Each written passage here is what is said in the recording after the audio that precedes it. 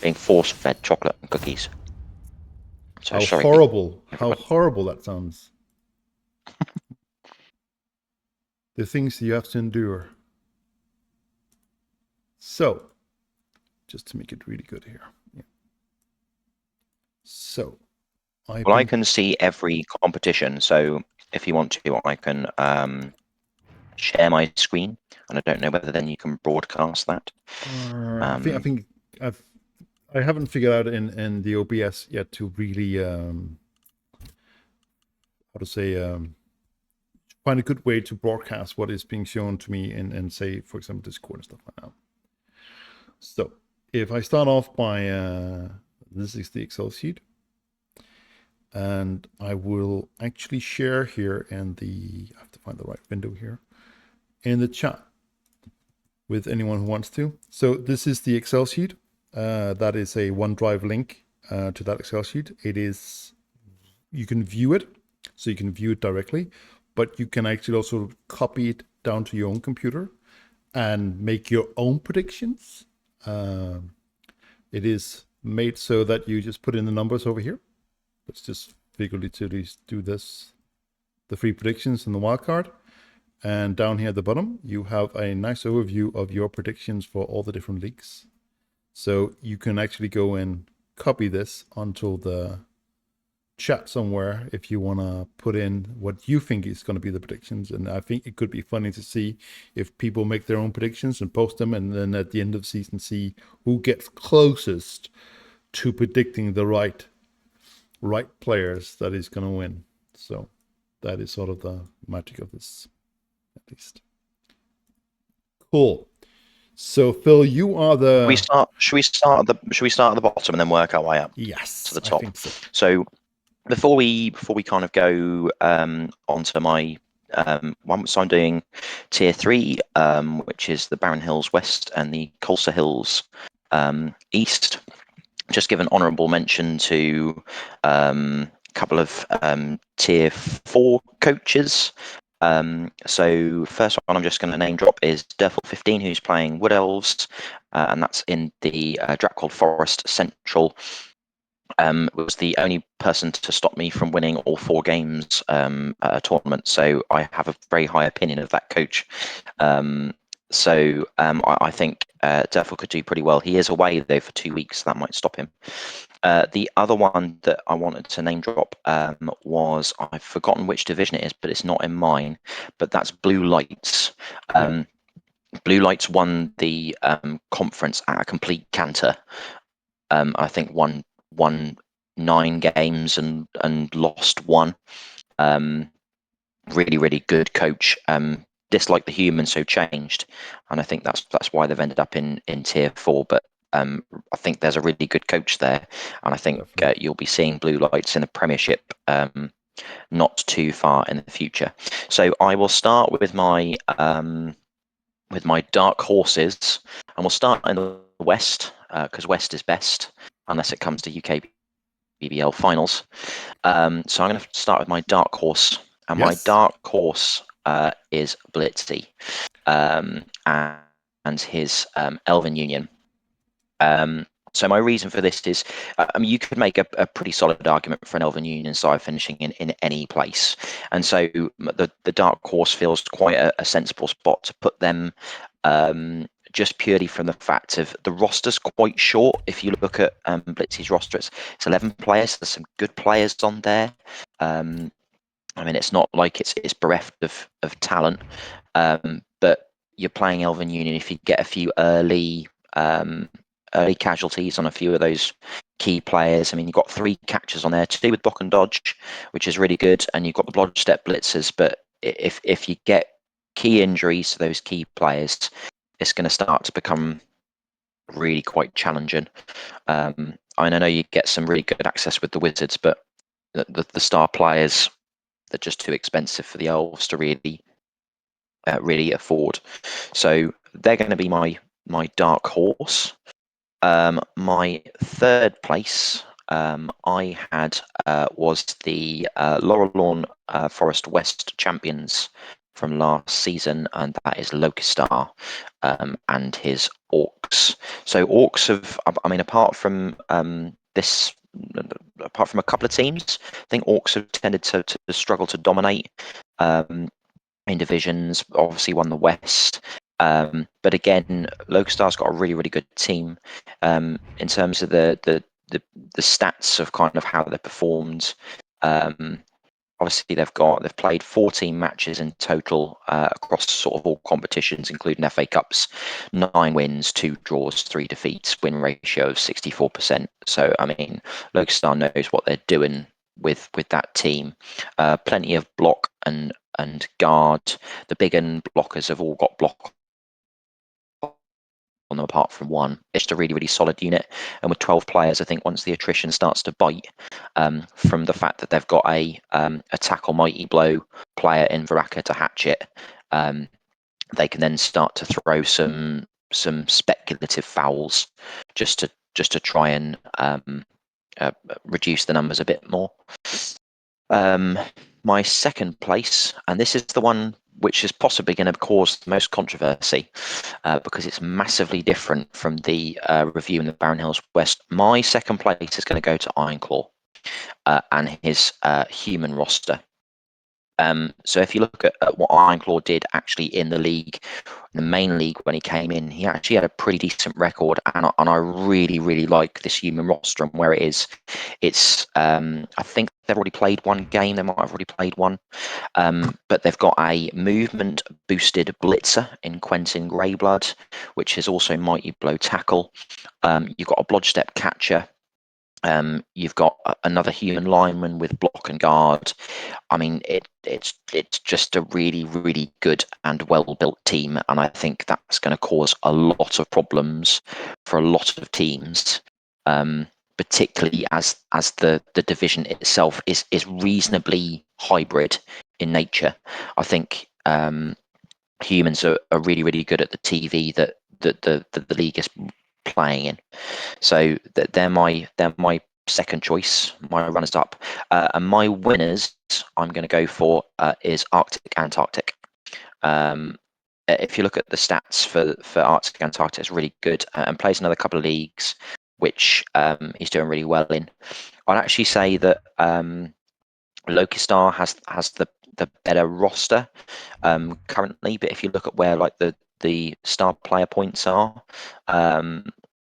spread across, there's more skills that are imminent. So I really like the roster that Arctic Antarctic is building. I might get these completely wrong, but they gave me a fair bit of enjoyment to go through. I don't know whether you two have any thoughts over that. What your opinions were? So at least from my point of view, if I look, I haven't looked that deeply into it as you clearly have, but if I look at the numbers, just purely from the numbers point of view here, so these are upcoming teams that have done pretty well in the season before. So I would also say these are like pretty well candidates, but I would also say dwarves, if you build them right, they can be quite a nuisance, especially as these are still fairly low EV teams, right? So they are still low on skills. So without knowing the specific players, just looking at like the math of how they did last seasons and where the teams are and team compositions, I think maybe I would have put this one at least on the list. But I definitely like if you can go last season with these kind of numbers, you're definitely doing something right. Well, I think there's only, just looking through the TV, there's only 2 teams they're not going to be able to afford to get Bomber, and we don't need to revisit that debate. Nope. But yeah, there's Arctic Antarctic's going to have a lot of Bomber to be able to use. Put it that way. Definitely. I wonder whether we actually change it up a little bit, just because I've been talking for a fair bit. Whether we actually go up the east, and we actually go to Altdorf East as our next stop off. So Are you willing to do that, Evie?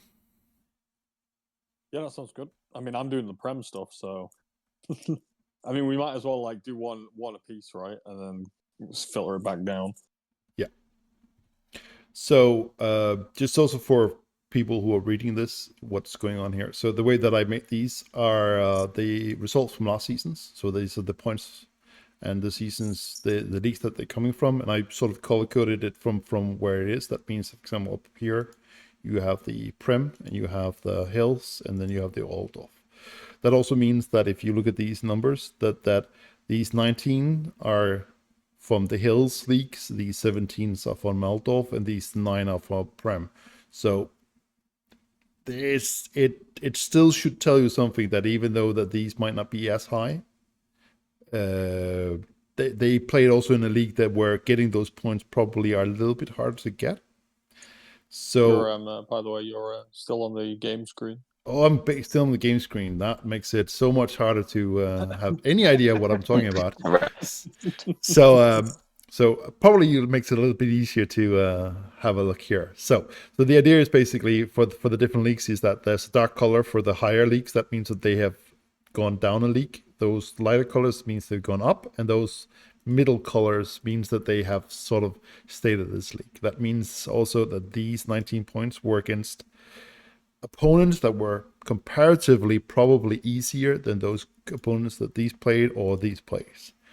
So I think for that sort of information is that though the numbers might not include it, I think, for example, Morty Keenan, I think from historical reasons, have to be my dark horse. I think he also have, as far as I remember, won both the FA Cup and the league, as far as I remember, right? I seem to remember him winning that with. Yeah, Mort's definitely won. Yeah. The FA Cup once. He will not thank you though for making making him the dark horse. He will definitely not thank you, because every time I predicted him to win anything, he had a horrific season. So we'll hope that because I predicted it and not you, this means that he will of course win. Then that has to be the logic. That I mean, you yeah. Well, let's see whether your luck is better for him than my luck was for him. Good. Also because I think this is going to be a pretty, with orcs, chaos, renegades, Nurgle, you're going to need to be doing a little bit of bashing here to sort of have a chance, and that I think the claws are going to really matter. And if you also look at the results here, like from the last season of these players, they are more or less tied for points. So I think it will come down to small details of. It's really tight. It's going to be really tight in the old. It is really tight. As far as I remember, these are actually also the winner of the season, right? That means that the difference between number 1 and number that's 6 player, something like that, is basically 2 points. That should be 4 through to 10, right? Yeah. So it's a very competitive league. That is also why I'm thinking, because it's a battle league, the alternative to something that can sort of counter that is Dark Elves. That is usually also a way to sort of counter all the bashing, is just to avoid being hit in the head, and Dark Elves are quite good at that. So I think I really like that pick. I really like that pick as number 3. Also a qualified player again, of course, but also because just of the matchup of the league, and looking at the numbers again, like these are very comparatively players that look like to be, from the numbers of last season, of course, based on that, to be players of some sort of civil level. So I think in that sense the races are going to matter more. Yeah. Then there is, of course, the alternative. Yeah. Just to add in before you move on to number 2, I was just having a little look on Nuffle. So Shaky Dog has played 68 games with Dark Elves, won 40, drew 12, and just lost 16 with a win percentage of 67.65. So it is a quite impressive statistic. Yeah, he's currently sitting 4th in the ladder with Nurgle. So definitely a very good coach. Definitely. Tangleberry, I must also admit I have a weak spot for those Skaven, and I think they will do well in this matchup. The reason why I'm not going for the humans is that I think they will be outbashed. That is my concern, and then why I've sort of opted to go the other way. I think Skaven will do better in this type of matchup of what races are here and what skills those teams have and have to sort of offer. And that also means that the first pick sort of have to, in my opinion, go to Corber, and it's mostly because I think he had a terrible season last season, and definitely didn't deserve to be pushed down. My main concern for picking him and maybe not Alex and the Chaos Renegades up here is the race. I am not personally a big fan of Imperial Nobility. I've seen Corber do magic with them, in my opinion. But I think if I had to sort of swap, it would be probably these two. But I'm not sure. And since I know Corber, It was interesting after the last game, I think, of the season, and Alex had that really horrible game, if you remember it, in the last show we did before the season ended. He's actually sacked off one of his big guys, and he's running just two. He's just got his troll and his minotaur. He's not got the ogre. That might just be to fit under cap, but he's only running two big guys at the moment.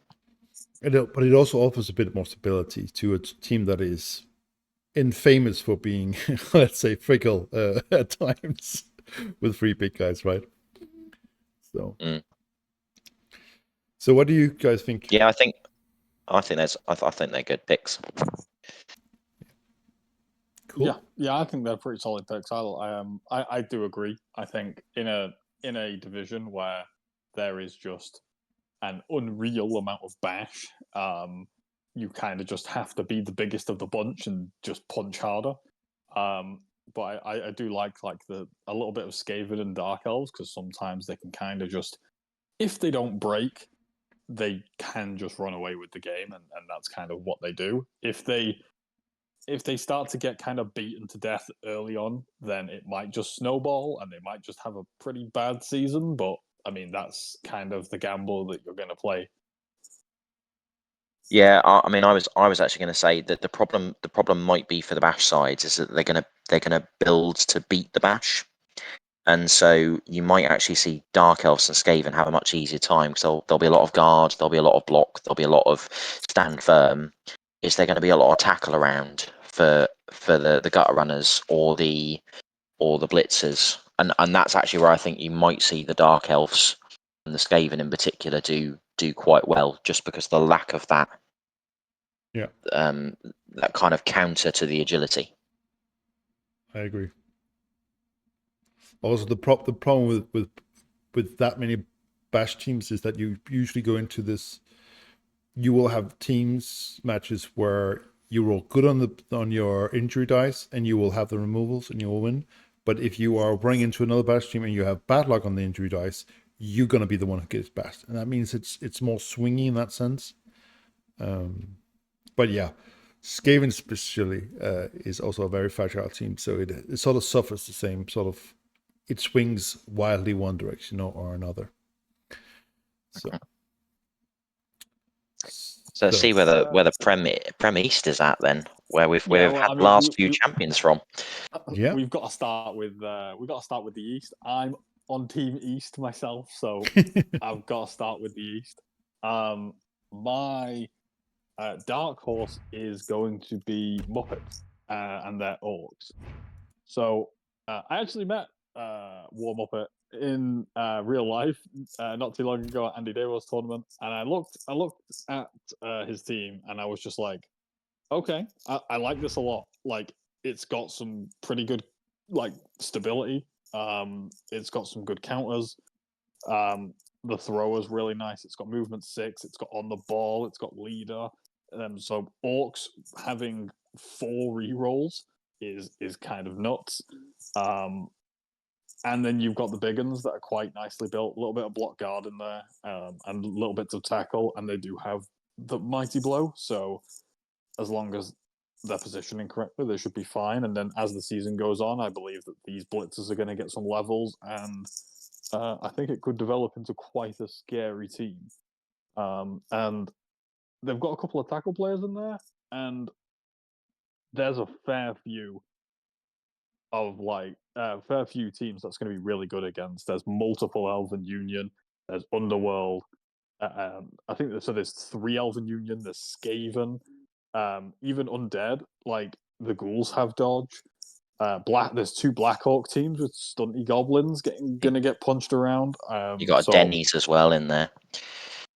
Yeah, so like I think it's gonna be pretty good. So I've got Muppet as my dark horse. The only reason that Muppet is my dark horse is because when he went to Andy Davo's tournament, I think he did a double thrower build, and I asked him why he did it because he's gonna have to put either a big un, a blitzer, or a thrower on the line, and then he realized the folly of his build, which was I found really funny. Me and Drakey had a good laugh about it, because we were like, you don't want to put anything good on the line. That's why you should have at least 3 linemen. But yeah, it was really funny. So third place, I went for Lord of Memes and their Skaven. So I mean, there's no doubt I love Skaven. They are probably my favorite faction to play in the current rule set. But I looked at the team and I was like, if I can get if my like Skaven team looked like this after like a season or 2 more, like I'd be pretty damn happy. There's the 2 heads gutter runner that's just going to run through you. There's not much you're going to do there. There's kind of the crazy ball hawk gutter runner, the crazy thrower, and then like the top 3 players are fantastic. Yeah. Like the only downside I think is maybe that like one of these blitzers could have been a support blitzer and gone guard instead. But having one with Mighty Blow Tackle and one with Mighty Blow Tackle Horns, and then having the Rat Ogre with Block Guard is phenomenal. Lots of kill pressure, lots of like, if you shove the Rat Ogre in there, like it's got block now as well and guard. It's just going to cause nightmares. It feels quite a bashy. It feels quite a bashy Skaven side in comparison to other ones that you've seen. Yeah, the only thing this team's missing essentially is a foul. Like anything that can foul, and then this team is like done dusted. It doesn't need anything else. I would say the Rat Ogre needs claws, but it's a bit pricey, but yeah, it could give it that extra kill power. But because the great thing about this team is if they want to blitz with the Rat Ogre, they can do, but they have 2 different backups, and one of them is even strength 4 with horns. So like they have multiple options on where they want their blitzers to be and where they want to position, which I feel is really strong. Second place, I couldn't underestimate them because they made a big run, and I've gone for Ceramol and the Chaos Renegades. Ceramol made a very good run last season. I think got to was it the semis? I think Ceramol won last season. Not this current. He won the season before, yeah. And I think he just missed out. I think on the last day of actually making the playoffs. Right. Yeah, I think that might have been it. I remember because I think this might have been the first game that I ended up casting, and the Minotaur decided it was not going to do anything. Yeah. It just decided it wasn't going to do anything, and it was a bit unfortunate. But I mean, I don't think you can really count this team out, because if the big guys do as they're told, which I mean, at least half the time they do, you've got a very nasty Minotaur. It's got Juggernaut, Claws, Stand Firm, so it's super annoying. I think the Ogre got either killed or dropped, but they've still got the Troll with Guard Stand Firm, which is also annoying. They've got the crazy Renegade Dark Elf, Blodge, 2 heads, Sure Hands, extra movement. It's ludicrous. And then, yeah, Skaven. You know, it's very classic. It's got horns. It's got Wrestle Tackle, so you have an answer for the agility teams. And then, weirdly enough, the Renegade Orc, even with Block Guard, which is kind of interesting. But I guess if you're not running a Rat Ogre, you're not going to use the Orc as fodder as much. And then even the spicy the spicy catch goblin for the 1-turns. I like it a lot. I mean, it does offer you a different option if the dark elf gets removed, right? But that I was gonna say, I just had a little look. He's 14 star player points away from another stat up, which looks probably where Ceramol is heading with it. So either going to try and get another movement, which would just make it mental, because that's an easy 1-turn. Like you just shove the Minotaur in, shove it into the pack, push the dark elf out. As soon as the dark elf is in a position to go through, as long as you've got enough re-rolls, you're not going to stop it. No. The only thing that's going to stop it is Nuffle. Yeah. And then for my number 1 slot, I have actually gone for Deadman and the Black Orc team. Now, this might be a weird pick. My face just elongated. I'm nothing against Deadman, but I did kind of go, okay, right. So I had a look at the teams and I went through them all and I was just like, you know what?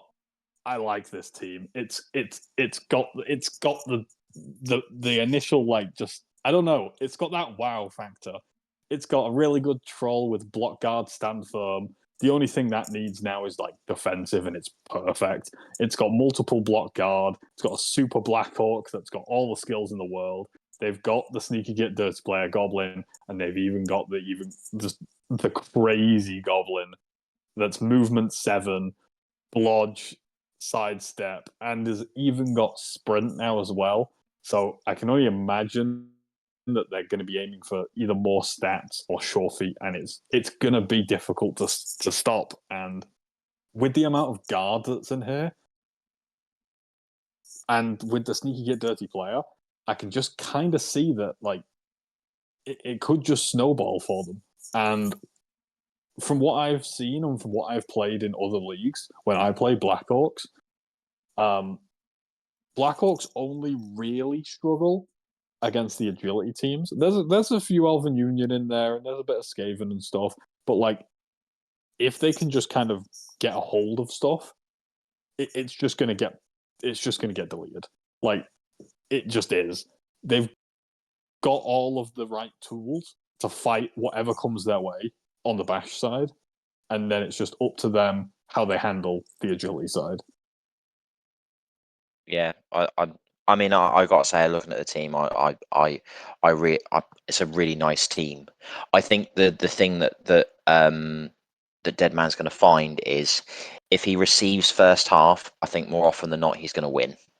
I think if he kicks, I think it's then a different proposition. I think particularly if he kicks to the agility sides and he gets any sort of attrition on the Black Orcs, because he's just got 11 players. So if he loses one of those Black Orcs, you can start to get around the side, particularly if it's an edge side. But I see your point. It is a really nice roster, and I have been taken apart multiple times by Black Orc rosters with a sneaky get dirty player, where you just see your players that are sitting on the line of scrimmage as you kick off disappear behind the Black Orcs, never to be seen again. It's really horrible. I hate sneaky get dirty player and Black Orcs because it's just so powerful. Yeah, I mean, I when I kind of made this list, I decided explicitly to leave 2 names off it. I decided to leave Corn Knight and Galentio off it, partially because I'm not a huge fan of Elven Union, and I'm not a huge fan of Shambling Undead, even though Galentio has the crazy ghoul. And I think I'm more leveraged towards which teams I find fun more than who is potentially going to go on an absolute tear. I've gone for the higher variance and fun teams outside of maybe War Muppets Orcs, because I just think that they could definitely go far. But yeah, because I love Skaven, I love Black Orcs because I feel like they're just a fun punch team, which you don't get very often. Yeah, I mean, you can absolutely make a case for all 4 of them doing really well. You get a little bit of luck, but that their rosters are in a good place to do a good run. and they're built to do what they're built to do, right? So I don't think there's any bad choices in there. I think for my concern, especially with the Blackhawks and maybe even also the Renegades, is that they are fun teams. I am not disagreeing with that, but they are also not the most stable teams. And I think that's why you see, if you look at the top here, these are teams that are stable teams, meaning that they will give you a constant performance. Whether it's Renegades or Blackhawks, they are hit or miss. They usually either have really big wins or losses. Whereas these teams usually are teams that will eke out a win in most cases. And I think that is why you see them, that is at least my prediction, more at the top than you will probably see these. I love those teams too. And I think also because of the quality of coaches, of course, that they have a very good chance. But I fear for the stability to over 11 matches to win consistently, to get those points that you need to win the league. But that's my prediction, at least. Yeah, I mean, I think with Blackhawks, like, even if things go like kind of poorly, normally they remove enough to like, it's like, okay, I might not have many players left. You've got no players left. It's going to be a draw. Like, I'll just bog you down and drag you into a draw, because I think when I played in another league, I played like fresh Blackhawks, and essentially just like I drew half my games because I was just like, you know what, fine. I'm not. If you get past me and go and score, I'm probably not going to win. But you know what I'm going to do? I'm just going to punch you to death and then drag you into a draw. And and if you can get draws over losses, and then you can get some good wins, especially with a little bit of variance, you're well on your way. Yeah, but if sort of countermeasure, because I'm not disagreeing with what you're saying. My concern is more like, if you look at the scores of up here, like 14, 24 points, ignoring that one, 24 points down here. That means that you don't need to just draw your matches. You need to win. If you draw your matches, you're 11 points. Then you're still 13 points short of a potential win of the league, right? So draws are not good enough. So if you have a league where you get 2 points for a win and 1 point for a draw, I think draws are much more important, and I think Blackhawks will definitely benefit from that. But I think with 3 points for a win and 1 point for a draw, you need wins, a lot of wins. But yeah. Well, I mean, Corn Knights just said that their team is a little bit banged up, so it might be a rebuilding season. I guess it also kind of means you've got to wonder as well of I wonder how many other teams are maybe in a rebuilding phase, who's maybe going for the top push as well. I think you actually raise a really interesting point. I think there is, particularly in the Prem, I think you will see teams going, this is a championship season and we'll go for it. And then you'll see other teams going, okay, I've got a few expensive stars. They're really, really good, but I can hold my own by cutting maybe these two really expensive players and just having a solid, roster. That, I mean, you're seeing as we kind of going up, a lot of these teams we're going through are kind of fairly similar in TV to the ones further down, but there's just a big difference between a 1400 team that's played 3 seasons and there's a 1400 team that's played a season. So, yeah, I think you raise a really good point. Should we go back down to the bottom of Colsa, well, yes. not quite the bottom. So I did the Barron Hills West. So I need to do Colsa Hills East, I think, is the next one I need to do, right? Correct. Yes. Okay, so my Colsa Hill East, before I give my predictions, the first thing I'm going to say is I think this is going to be the most tightly contested division in the entire league. And the reason why I say that is because 5 teams finished in Griffin Woods East with just 4 points between them. Like the standard in that league was ridiculous. It was kind of a clear cut. There was a kind of a set of 5 or 6 teams that were really close. And they've all been promoted together, I think. My dark horse. Well, to give a bit of context, I think with this division, it's I mean, hopefully you can see the list of teams there. Cornite can put it up. But there is a fair bit of hybridy sort of stuff. You know, even if you include lizard men as having a bit of hybrid because they've got the skinks, you've got humans, you've got necro, you've got 3 Skaven teams, you've got Imperial nobility, and so that's the reason why I've put my dark horse as simply simple and his necro horror side. Because I think this season really does suit a necro team. They've got fast players in their wolves and the movement 8. They've got the claws to deal with the bash sides. They've got redundancy in their teams through the cheap zombies, which they can then use to foul. I take Simply Simple's roster as my dark horse because the thing they're missing is tackle. They have no tackle at the moment, and they desperately need it. If they play the 3 Skavens early doors, I don't think they're going to make the top 3. I think if they play the Skaven later in the season, then I think it's a completely different proposition because both those wolves are going to have a lot more skills. They've also got a ghoul runner who's a sneaky get dirty player. That's really important. And again, I spoke about redundancy. They've got a zombie lineman with dirty player as well. So if that ghoul runner goes, they've still got the option of fouling something. They've got 4 players. I'm very, very pessimistic that will stay as 4.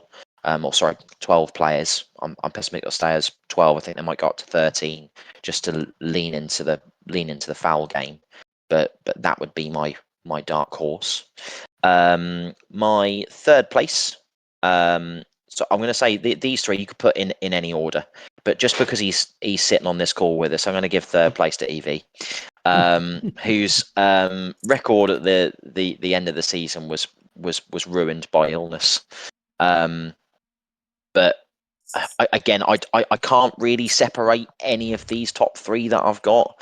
I mean, if we look at EV's roster, it's a little bit more edge than we saw Lord of Memes roster. You obviously got the Rat Ogre. I love the Wrestle Dauntless. That's gonna be even better when it's got strip ball and tackle on it because nothing's going to be safe with that. I mean, imagine a 2 heads on that as well. Like no cage is going to be safe anywhere with that player about. I like the sidestep block gutter runner just so you can go and harass the cage. It is just a really nice roster. It's still got a little bit of space in the TV, and you know, when it gets into next season, you could be starting to think, okay, I can cut a Skaven lineman and just have 11 players at the start of the season. I could cut a reroll if I want to. So there's already 100k there, plus the 40. I think EV's roster's actually in a really, really, really good place. So long as you don't lose gutter runners, I think early doors, I think you're going to be up the top there. Just to have a little. Yeah, what do you think about my my prediction of yourself? I'm a bit sad that I'm not number 1. I'll be honest, but I mean, because I was on an absolute tear last season. I was 7-0-0, and then got took out, and I was so sad. I was like, I could have steamrolled this league. I was going to come to the top. I was going to go undefeated, and it got kind of ruined. But I completely kind of agree with the assessment of the team. The main things that I was thinking about was, do I essentially drop the thrower? Because the thrower's got block. I was like, do I just drop the thrower, like rebuy it, and then get an extra lineman so I start with 13 and have a really good start? Or do I just keep the thrower? And in the end, I decided, I'll keep the thrower because block's going to be a little bit important. And then I was like, and I'm, in the first game, getting like 40,000 of inducements, that's probably going to be fine. Then I looked at my opponent, and they have gone up to 1470, and I play them tomorrow. So guess who's going to have this team plus Bomber Dribble Snot tomorrow? Oh wow! Yeah, your opponent's going to like that. Yeah, they're playing the Lizards as well, so then they're not going to have fun. Lovely. They're playing Lizards, and they've got the Crocs and only 5 Saurus, not 6, and they're going to have to play against this and Bomber. So that's going to be fun. That's going to be Tector. Yeah. So well, we might hear his name again in a minute. So we'll go on to my second one. So this is my runner-up that I've got, and that's Spleggy and his Orcs. Now I'm basing this a fair bit on how Spleggy's done at tournaments. Because my York team played Spleggy and Scouse Boys York team, and just because I was a bit nosy, I went and had a little look at his tournament record, and it's actually really good. He's played a lot of Orc games. Again, it's exactly what you'd expect from an Orc roster. You've got some block guard on the blitzers. You've got some block mighty blow. You've got some redundancy in players, so you can throw some fouls. There's no dirty player or anything on that, but I think it's one of those ones of if that blitzer, if Garruk Kneebreaker can get hold of one of those gutter runners, I mean, it's going to get fouled. It doesn't matter if there's no dirty player on there; it's going to get fouled. So I'm kind of basing it not necessarily on I don't necessarily think it's the best Orc roster we've seen tonight in terms of what you can get for 1400, but it's based on what I know that coach can do with Orcs, if that makes sense. My top pick, and this is the one that I think is going to win this, again based on the coach more than their roster, is who Evie is playing tomorrow, and that's Tector. So Tector spent a lot of time on Blood Bowl 2 playing stunty teams, so playing halflings and all that sort of stuff. I think he played ogres for a fair bit, and he managed to keep them really competitive. It wasn't a case of like he was getting relegated every season. You've got a really good coach there. So what I would say about that team is, say, it's got the dirty player.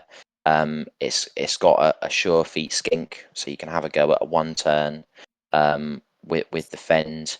I mean, you'd want the Saurus to be a little bit better, but I'm basing it on the fact that I think the quality of the coach behind the roster will manage to get past the deficiencies of the roster, and that's what I'm kind of basing it on.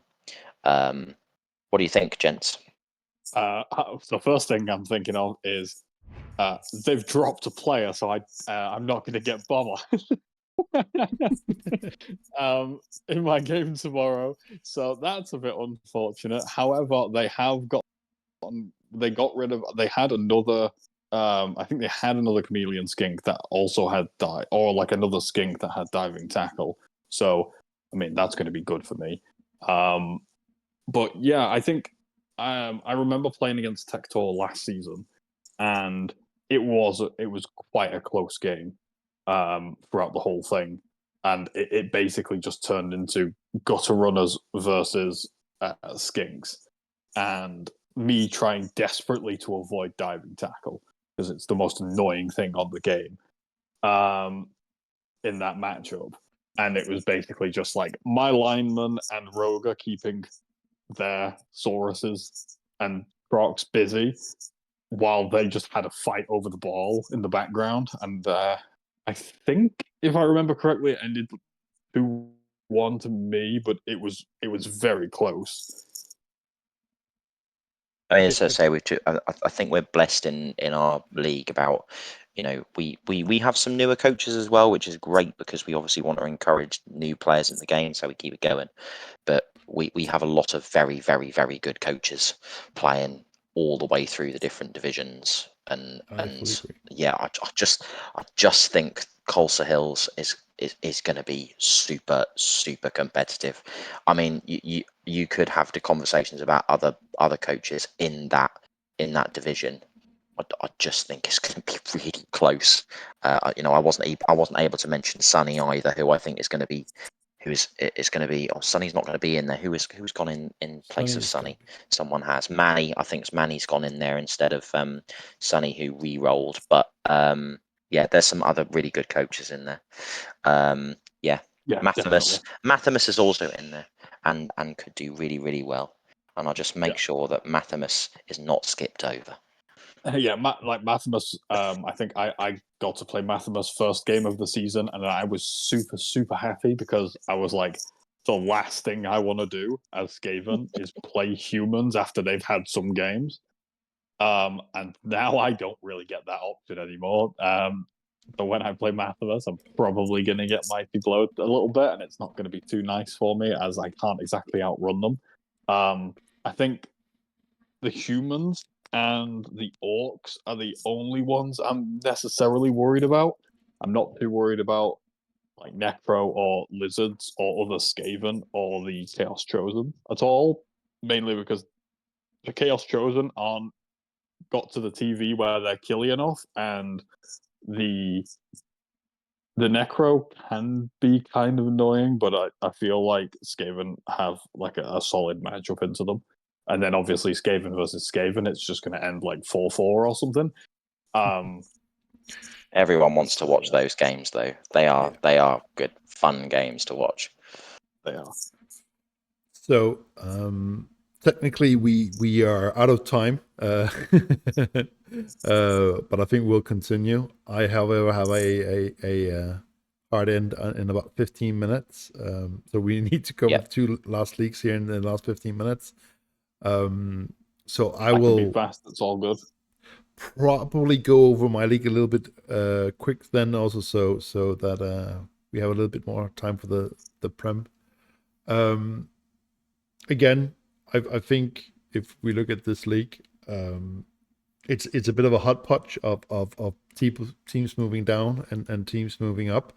There's very few teams that are actually sticking around that level, which is probably also why that I think the upcoming teams are probably going to be those who are going to be more competitive, so to speak, than those who are either staying or moving down. So probably not surprising for many that the Lizardmen and Sutra is my wild horse.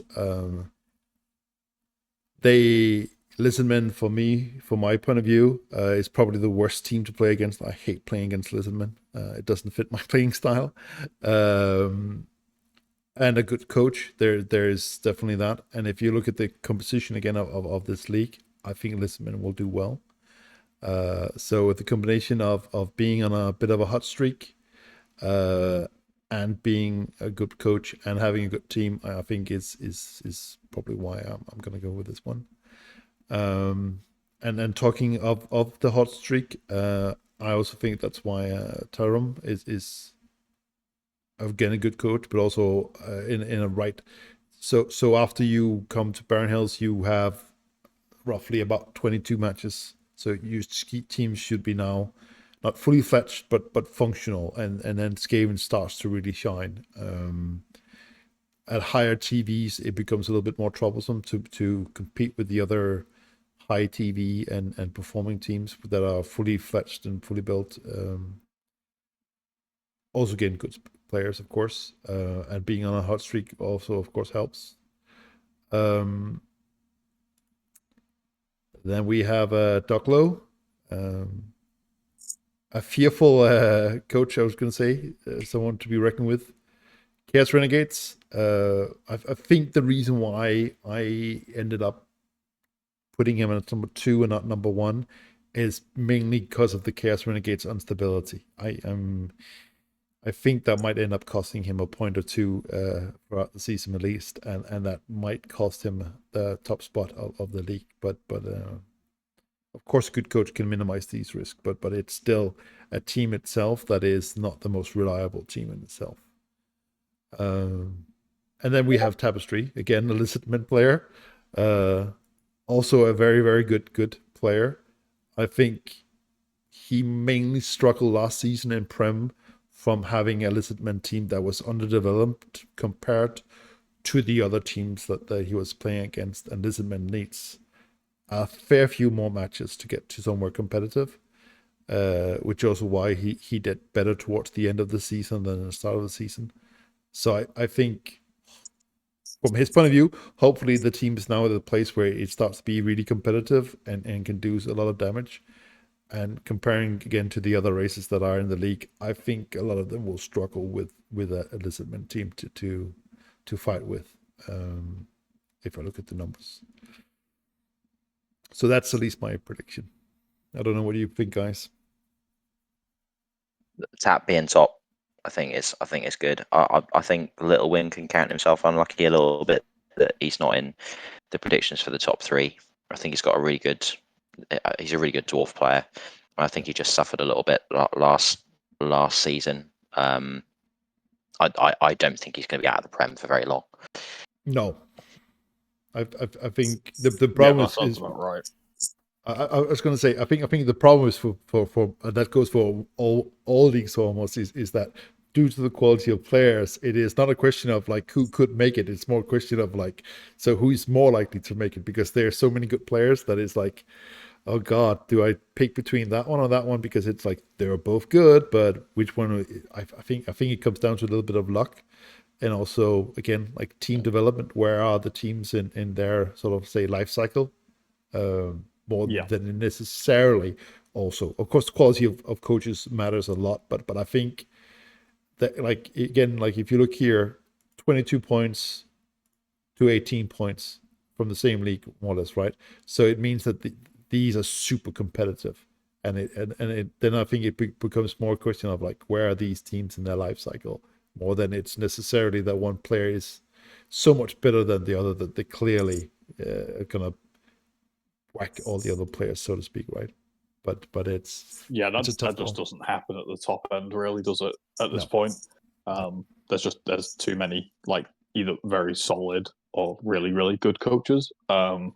So normally, if there's a game that goes kind of crazily one-sided, it's more about the dice than the players. And yeah, it's going to be really, really interesting to see. I think if I was going to be doing that league, I've got big like hopes for Satimric as well. I had a look at the Lizardman roster, and it looks just very, very solid and built very well. And it's got all the tools it needs to develop a little bit more and really go on a run.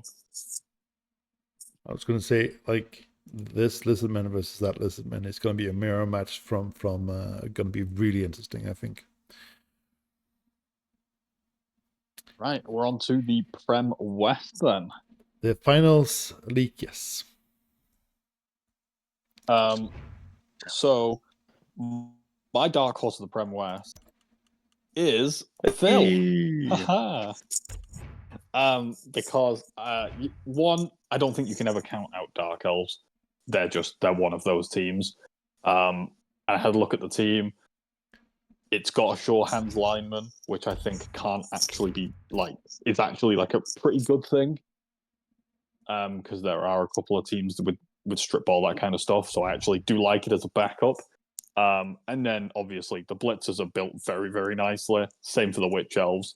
You even managed to get some secondary skills in there. Got a little bit of mighty blow tackle on a blodge blitzer. Got some guard, and yeah, it's just a very solid and well built roster. And I was really, really happy when I saw that. For the number 3 slot, I've actually gone for another Chaos Renegade team in the Sir, because I had a look at this, and I don't think it's quite as good as Ceremols, but the Dark Elf has block, dodge, sure hands, and movement 8. It doesn't have the 2 heads yet, but it's a very, very good ball carrier. The Troll's got some good skills, block and guard. Same for the Rat Ogre, block, guard, stand firm. It's going to be a nuisance. And then they do have like a human lineman with wrestle, strip ball, a little bit of block, a little bit of dirty player.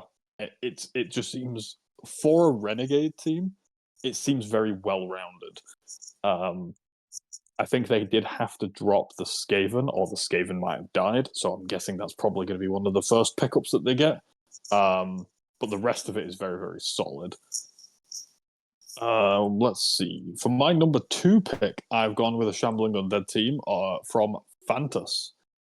I saw this team, and I had very, very similar vibes from the previous one. It's just built really nicely. It's got 2 mummies with block guard stand firm. They're just going to stand in the way and be an absolute menace. And one of them is on the way to either defensive or a stat. It's got 21 SPP already. And those 2 players are just incredible. Mighty Blow tackle on a blitz is fantastic.